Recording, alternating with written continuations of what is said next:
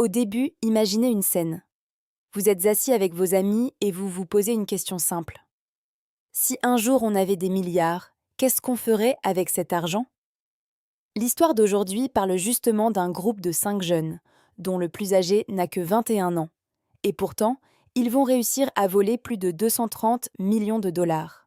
Et ce qui est incroyable, c'est que avant de faire ce braquage, ils étaient justement en train de discuter entre eux de cette même question. Si on avait des milliards, qu'est-ce qu'on ferait avec? Notre histoire commence aux États-Unis, avec ce groupe de 5 amis. Ils vont réaliser l'un des plus grands braquages de l'histoire des crypto-monnaies. Ils vont voler plus de 230 millions de dollars. Sans armes, sans violence, et sans même sortir de chez eux. Tout commence le 18 août 2024. Les 5 amis discutent sur Discord, en s'envoyant des liens de produits qu'ils rêvent d'acheter le lendemain, une fois qu'ils auront les milliards. Dans ce groupe, il y a Malone, 20 ans, d'origine singapourienne, vivant aux États-Unis. C'est lui qui sera au centre de toute cette histoire. Avec lui, il y a Wiz, John, Chen et Dabish. Le lendemain de cette discussion sur Discord, leur vie va complètement changer. On ne sait pas exactement comment ils ont choisi leur cible. Un milliardaire anonyme possédant une énorme fortune en Bitcoin. Mais on sait exactement comment ils vont réussir à lui voler 230 millions de dollars, parce qu'ils ont tout enregistré. Étape par étape, y compris leur réaction au moment du vol. Nous sommes le 19 août 2024 et l'opération commence. Tout débute par un appel téléphonique. Wiz appelle la victime en prétendant travailler pour Google. Il lui explique qu'il y a une tentative de piratage de son compte. La victime le croit immédiatement, car quelques minutes plus tôt, il avait reçu une notification indiquant qu'une connexion suspecte venait d'un autre pays sur son compte Google et iCloud. Il était donc déjà inquiet. Quand Wiz l'appelle, il pense vraiment que c'est le support de Google et qu'il doit agir rapidement pour protéger son argent. La peur et la précipitation vont le pousser à prendre une série de mauvaises décisions. On pourrait se demander, pourquoi n'a-t-il pas vérifié le numéro de téléphone? En réalité, Wiz a utilisé une technique appelée number spoofing. Cela permet d'afficher un faux numéro sur l'écran du téléphone. Donc pour la victime, l'appel semblait venir directement du support Google. Mais ce n'était que la première étape. Ensuite, un autre membre du groupe, appelé Box, intervient. Il appelle la victime en se faisant passer pour le support de la plateforme d'échange de crypto-monnaies. Il lui explique que son compte est attaqué et qu'il doit agir rapidement pour sécuriser son compte.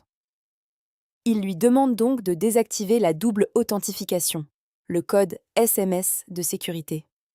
La victime accepte et à partir de ce moment-là, les pirates peuvent accéder librement à son compte. Mais il reste encore un obstacle. Pour transférer les bitcoins, ils ont besoin de la clé privée du portefeuille. Cette clé est un code très long que seule la victime possède. Sans ce code, il est impossible de déplacer l'argent. Les pirates pensent que cette clé est stockée dans un fichier sur son ordinateur. Ils lui demandent donc d'installer un logiciel appelé AnyDesk, en prétendant vouloir sécuriser son compte. Ce logiciel permet de prendre le contrôle de l'ordinateur à distance. Ils peuvent alors voir tout ce qui se passe sur son écran et chercher les fichiers. Après plusieurs minutes à fouiller avec lui, ils trouvent enfin le fichier contenant la clé privée. Ils prennent une capture. Et à ce moment-là, le braquage est terminé. Ils transfèrent 464 bitcoins, ce qui valait à ce moment-là plus de 230 millions de dollars. Leur réaction a été filmée. No way, no way. On l'a fait, c'est sur la blockchain, oh mon Dieu. Mais leur plan ne s'arrête pas là. 17 minutes plus tard, ils commencent la deuxième partie. Effacer toutes les traces. Ils divisent en l'argent sur 15 comptes différents et sur plusieurs plateformes d'échange. Ensuite, ils convertissent entre les bitcoins en Litecoin, puis en Ethereum, puis en Monero, pour rendre les transactions encore plus difficiles à tracer. Cela leur prend plusieurs jours. Mais ensuite vient la partie la plus folle, ils commencent à dépenser l'argent. Ils achètent tout ce qu'ils veulent. Louis Vuitton, Givenchy, montres de luxe, vêtements. Malone, lui, devient complètement fou avec l'argent. À Los Angeles, il sort tous les soirs en boîte de nuit et dépense entre 200 000 et 500 000 dollars par nuit. Tout le monde commence à se demander. D'où vient tout cet argent? Il devient célèbre dans les clubs, les DJ parlent de lui, les boîtes écrivent son nom partout. Il donne des pourboires de plusieurs millions. Un jour, il offre même à un DJ une bouteille valant 60 000 dollars. Mais en réalité, il cherchait surtout l'attention et l'admiration des gens. Plus tard, il part avec ses amis à Miami. Il loue une villa de luxe face à la mer, coûtant plus de 60 000 dollars par mois.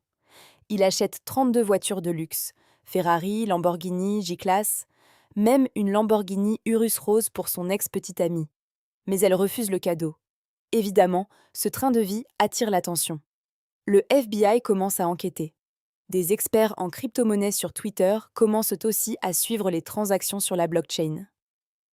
Petit à petit, ils réussissent à relier l'argent de Malone au vol des bitcoins. Le 19 septembre 2024, le FBI intervient. Ils arrêtent Malone dans sa villa à Miami. Ses amis sont arrêtés au même moment. Une partie de l'argent est récupérée, mais environ 70 millions de dollars restent introuvables. Aujourd'hui, l'affaire est toujours en cours de jugement. Mais Malone risque plus de 20 ans de prison. Comme quoi, parfois, l'argent facile peut détruire une vie aussi vite qu'il est arrivé. Et voilà, notre histoire d'aujourd'hui est terminée. Si cette histoire vous a plu, n'oubliez pas de mettre un j'aime, laisser un commentaire et vous abonner à la chaîne pour ne rater aucune nouvelle histoire. Merci d'avoir regardé et à très bientôt pour une nouvelle histoire.